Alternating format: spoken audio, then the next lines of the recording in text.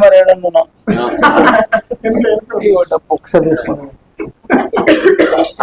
డబ్బు ఉంది మరి డబ్బుకు డబ్బులు లేవు ఆల్రెడీ నేను లక్ష్మణ్ కు చెప్పిన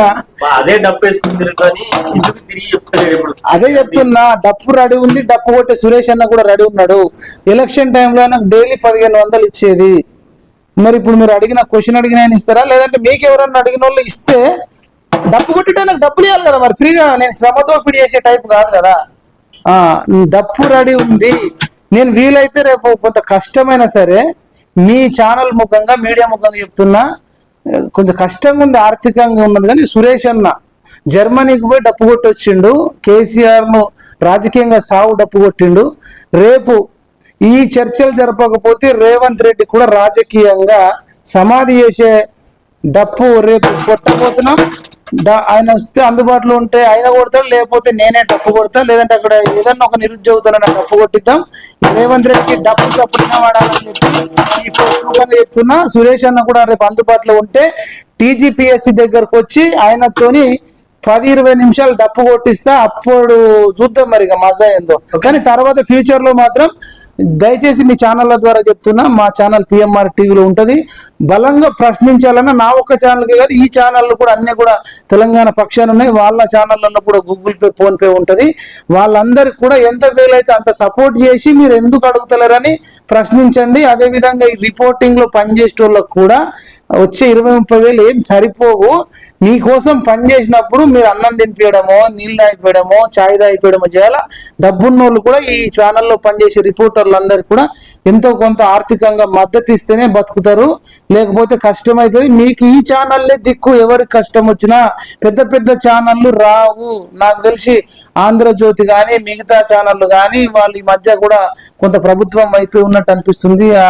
TV5 కానీ ఇంకా అన్ని ఛానళ్ళు ఓకేనా జిల్లాల నుండి హైదరాబాద్ వస్తున్న వాళ్ళను ఇప్పుడే ముందస్తు అరెస్ట్ చేస్తారా నల్గొండ జిల్లాలో ఆల్రెడీ చేశారు ఇంకోటి చేశారు ఒక్కొక్క జిల్లాలో ఒక్కొక్కరిగా చేస్తూనే ఉన్నారు దీన్ని ఎలా చెప్తున్నారు అంటే ఎలా స్పందించాలి ఇలా ముందుగానే అరెస్ట్ చేస్తే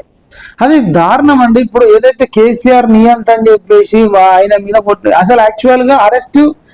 దాకా రావద్దు అసలు ఈ ఉద్యమం ఇంత రావద్దు ఇది రావడం చాలా బాధాకరం ఇంత దాకా తీసుకొచ్చి ఇప్పుడు అరిచేతు అడ్డం పెట్టి సూర్యుని ఎవరైనా ఆపగలుగుతామా అరిచేతిని అడ్డం పెట్టి సూర్యుని ఆపలేము మీరు ఒక 2-3 అరెస్టులు చేసో 4-5 అరెస్టులు చేస్తే వాళ్ళు ఏ రకంగా వస్తారండి నువ్వు ఎట్లా ఆపుతావు ఇప్పుడు నీకు తెలిసిన అరెస్ట్ చేసినావు ఇంకా మరి ఎక్కడెక్కడికి వెళ్ళి వస్తారు బస్సులు వస్తారు ట్రైన్లు వస్తారు ఇంకెక్కడెక్కడికి వెళ్ళి వస్తారు ఎంత అని చేస్తే అంత పైకి లేస్తుంది అది ప్రభుత్వానికి నష్టం ఈ అణిచివేయడం కంటే కూడా గిల్లించుకోవడానికి నిరుద్యోగులు పబ్ డాన్సర్లు గారు పోకిరి సినిమాలో ప్రకాష్ రాజ్ అంటాడు గిల్లితే గిల్లించుకోవాలి అరవకూడదంటే అట్లుండదు అరుస్తాం గిల్లితే మళ్ళీ గెలుస్తాం మహాత్మా గాంధీ రోజులు పోయినాయి చెంప మీద కొడితే ఇంకో చెంప చూపెట్టాం ఒక చెంప మీద కొడితే మేము 2 చెంపల మీద కొడతాం అది ఇప్పుడు నిరుద్యోగులు ఏమన్నా అంటే ఫ్లూటు జింక ముందు అలా మరి నిరుద్యోగుల ముందు ఊదొద్దు అది వన్ సైడే ఉంటది నిరుద్యోగులు కేసీఆర్ని అడగండి ఆయన బతుకు బస్ స్టాండ్ అయింది బాత్రూమ్ లో పడ్డాడు చెప్పినాం స్టడీ చైర్లతో పెట్టుకోకయ్యా స్టడీ చైర్లతో పెట్టుకుంటే సీఎం చైరే పోతుంది అంటే